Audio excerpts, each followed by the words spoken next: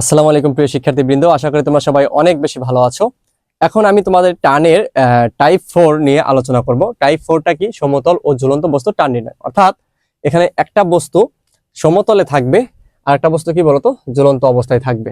ওকে, তাহলে একটু খেয়াল করে দেখো যে এখানে দুইটা বস্তু আছে। তো আমি এই বস্তুটাকে ধরে নিলাম m1 ভরের বস্তু আর এটাকে কি ধরলাম m2 ভরের বস্তু। ওকে, তো দেখো এটা কিন্তু একটা তলের উপরে আছে, কোন কিসের উপরে আছে? একটা সমতলে আছে। আর এটা কি বলতো মুক্ত অবস্থায় আছে। তাহলে ধরো তুমি টেবিলের উপর একটা কিছু রাখলা এবং তুমি এভাবে ঝুলাইয়া দিলা কোনো কিছু, কি হবে বলতো? এই যে বস্তুটা কি এদিকে আগাবে না? এদিকে আগাবে, এটা কি নিচের দিকে পড়বে। তাহলে কি হবে? এটার ত্বরণটা কি এদিকে আর এটার ত্বরণটা কি বলতো নিচের দিকে। ওকে, একটু খেয়াল করে দেখো, এই যে সমতলে থাকার কারণে যদি আমি m1 ভরের বস্তু ধরি, এটাকে m1 ভরের বস্তু, তাহলে এটার যে এটা আছে, ওজনটা আছে m1g নিচের দিকে এবং তার উপরের দিকেও একটা বল আছে। আর এই দুইটা কিন্তু আমাদের r ইজ ইকুয়াল টু কি বলতো m1g।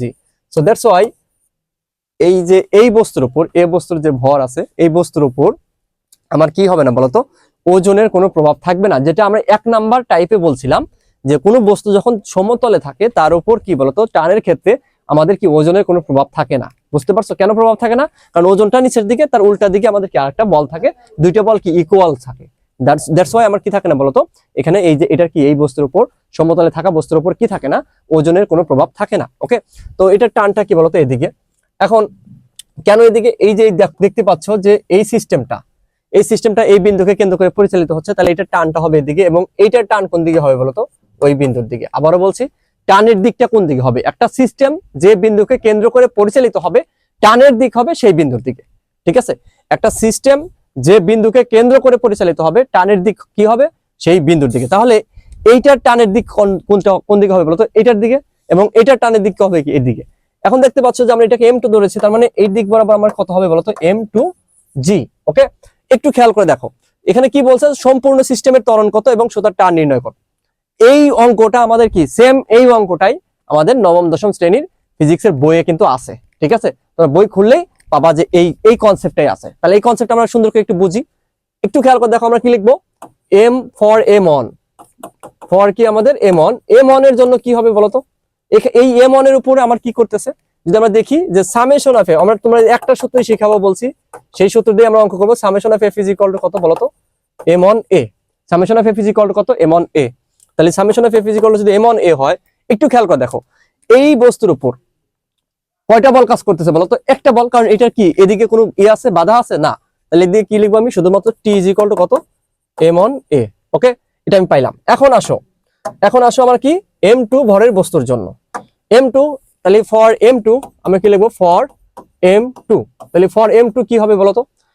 Summation of f is equal to কি কত হবে? Summation of f is equal to কত? m2a। তাহলে এইটার উপর কয়টা বল কাজ করতেছে? দুইটা বল কাজ করতেছে, একটা কি আমাদের m2g আর একটা কত? t। এখন বলো তো কোন বলটা প্লাস হবে, m2g প্লাস নাকি t প্লাস? তোমরা বলো, যেহেতু আমার দুইটা টাইপের অঙ্ক করেছো, প্লাস করেছো, তাহলে কি হবে এখানে? অবশ্যই m2g প্লাস হবে। কেন m2g প্লাস? বিকজ কারণ হলো এটার ত্বরণটা কি বলতো? এটা ত্বরণটা নিচের দিকে, এটা ত্বরণটা কি বলতো? নিচের দিকে। তাহলে আমরা এখানে কি লিখবো যে m2g minus t is equal to কত? m2a। ত্বরণ যেই দিকে সেই দিকের বল কি প্লাস। তাহলে এখান থেকে কি লেখা যায়? এটাকে যদি এর দিকে লিখি তাহলে কত? m2g আমরা t ইজ ইকুয়াল টু কত পাইছি বলতো? t ইজ ইকুয়াল টু পাইছি হলো আমাদের কত? এখানে t ইজ ইকুয়াল টু পাইছি আমরা minus m1a is equal to কত? m2a। তাহলে একটু খেয়াল করে দেখো, আমি যদি একটু সাইড চেঞ্জ করি তাহলে কি লিখতে পারি? m2g ইজ ইকুয়াল টু কত? ওটা সাইড চেঞ্জ হলে প্লাস a কমন নিলে আলটিমেটলি কি পাবো বলতো? m1 প্লাস m2 পাবো। একবারে লিখে দিলাম। তাহলে a যখন বের করবে ভাগ হয়ে যাবে, তাহলে সুতরাং a ইজ ইকুয়াল টু কি ছিল আমাদের? a ইজ ইকুয়াল টু এখানে কি লিখতে পারি? m2, এটা ভাগ হয়ে গেল কত? m1 প্লাস m2, আমি জিটাকে বাইরে রাখলাম। ওকে, একটু খেয়াল করে দেখো আমরা 2 নাম্বার টাইপে পুলির ক্ষেত্রে কি পাইছিলাম? উপরে ছিল m1 মাইনাস m2, মানে দুইটাই ঝুলন্ত ছিল। ঠিক আছে, আর এখানে কি বলতো? একটা সমতলে আছে আর একটা ঝুলন্ত আছে, মুক্ত অবস্থায় আছে। সো আমার এখানে কি হবে? এই m2 কোনটা? এখানে কি m2 আমাদের কি সমতলে নাকি ঝুলন্ত?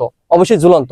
তোমাদের বইয়ে দেখবা এক এক ভাবে করা আছে, একটা বড় হাতের m একটা ছোট হাতের m দেওয়া আছে। তো বড় হাতের m আর ছোট হাতের m যাই থাক না কেন, এটা নিয়ে তোমার পেরানোর কোনো দরকার নাই। এখানে আমাদের কি হবে? একটা কত m1 আর একটা কত আমাদের m2। এখন আমি তোমাকে কি বলতে পারতাম, এটাকে M1 দিতে পারতাম, এটাকে কি দিতে পারতাম বলতো, M2 দিতে পারতাম।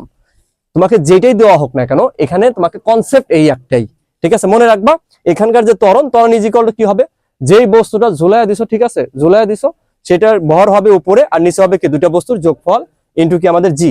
যখন কি একটা সমতলে থাকবে আর একটা কি বলতো ঝুলন্ত অবস্থায় থাকবে, একটা থাকবে কি আমাদের সমতলে আর একটা থাকবে কি বলতো ঝুলন্ত অবস্থায়, তখন আমরা ত্বরণ এ ইজ ইকুয়াল টু কি বের করব, এই সূত্র দিয়ে। ওকে, এই সূত্র দিয়ে আমরা এখান থেকে দেখো এটা পাইলাম।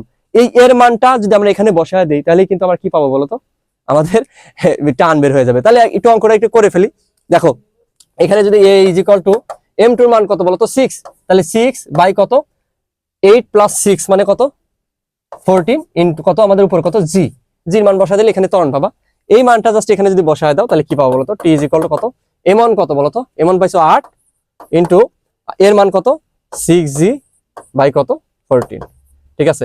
এখানে জাস্ট মানটা বসায় দিলেই আমাদের ক্যালকুলেশন করলে অঙ্ক চলে আসবে, অ্যান্সার চলে আসবে। তো একদম সহজে, ঠিক আছে, এইভাবে প্রত্যেকটা ক্লাস কিন্তু আমি তোমাদেরকে নিব, ফিজিক্সে ভয় পাওয়ার কিছু নেই, ঠিক আছে? তোমরা জাস্ট প্রত্যেকটা ক্লাস সুন্দর করে মনোযোগ দিয়ে দেখবা এবং কি করবা বলতো, নোট করবা। নোট না করলে কিন্তু কোনো লাভ হবে না। ওকে, তো সবাই ভালো থাকো, সুস্থ থাকো, তোমাদের সাথে নেক্সট ক্লাসে দেখা হবে।